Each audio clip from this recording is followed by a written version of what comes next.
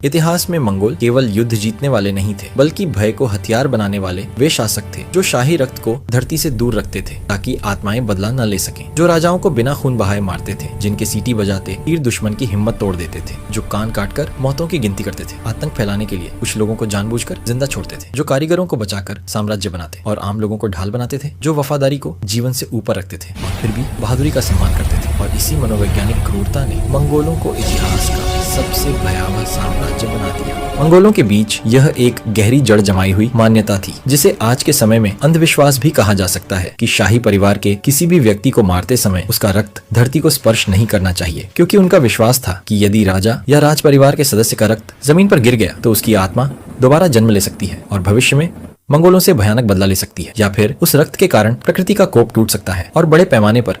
प्राकृतिक आपदाएं आ सकती हैं। इसी डर और विश्वास के कारण मंगोल शासक शाही लोगों को मारने के लिए ऐसे तरीके अपनाते थे जिनमें शरीर से रक्त न निकले, या यदि निकले भी तो वह धरती को न छुए। जैसे 1223 ईस्वी में कीवन रस के राजकुमारों को पकड़कर उन्हें जमीन पर लिटा दिया गया, उनके ऊपर भारी लकड़ी के तख्त रख दिए गए और फिर मंगोल सैनिक उन तख्तों पर बैठकर जीत का जश्न मनाते हुए खाना खाते रहे, जिससे उन राजकुमारों की मृत्यु धीरे धीरे दम घुटने से हो गई। इसी प्रकार 1258 ईस्वी में जब बगदाद के खलीफा अल मुस्तसिम को हलाकू खान के आदेश पर मारा गया तो उसे कालीन में लपेट दिया गया और उस पर घोड़े दौड़ाए गए ताकि खलीफा का रक्त जमीन को स्पर्श न कर सके। मंगोलों की युद्ध नीति केवल शारीरिक हिंसा तक सीमित नहीं थी, बल्कि वह भय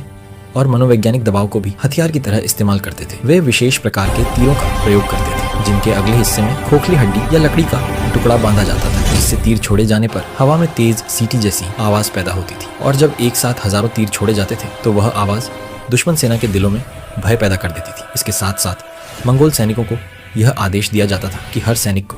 कम से कम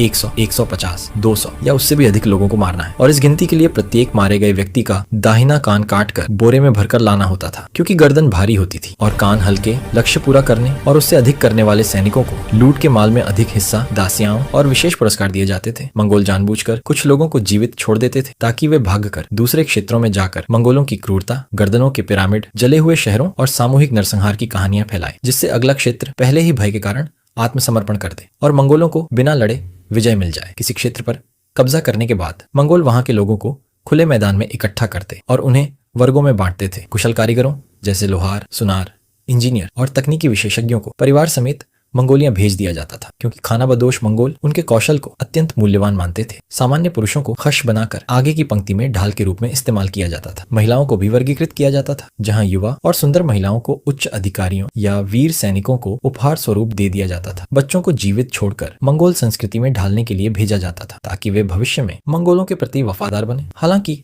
1221 ईस्वी में निशापुर में चंगेज खान के प्रिय दामाद तोगुचार की मृत्यु के बाद बदले की भावना में ऐसा नरसंहार हुआ जिसमें पुरुष, महिलाएं, बच्चे, बूढ़े, यहाँ तक कि कुत्ते और बिल्लियां भी नहीं छोड़ी गईं और उनकी खोपड़ियों के अलग अलग पिरामिड बनाए गए। मंगोल समाज में वफादारी सर्वोच्च मूल्य थी, इसलिए जो व्यक्ति अपने स्वामी के प्रति वफादार नहीं होता उसे जीवित नहीं छोड़ा जाता था, लेकिन जो साहसी और निडर होता था उसका सम्मान किया जाता था। यही कारण था कि जेबे जैसे योद्धा जिसने कभी चंगेज खान पर तीर चलाया था, उसकी निर्भीकता से प्रभावित होकर उसे जीवन दान मिला और वही आगे चलकर मंगोल साम्राज्य के सबसे शक्तिशाली सेनापतियों में से एक बना। इस प्रकार मंगोलों की क्रूरता केवल अंधी हिंसा नहीं, बल्कि भय, मनोविज्ञान, रणनीति और विश्वासों का एक सुनियोजित तंत्र थी, जिसने उन्हें इतिहास के सबसे भयानक और प्रभावशाली विजेताओं में स्थान दिलाया। बस बताइए,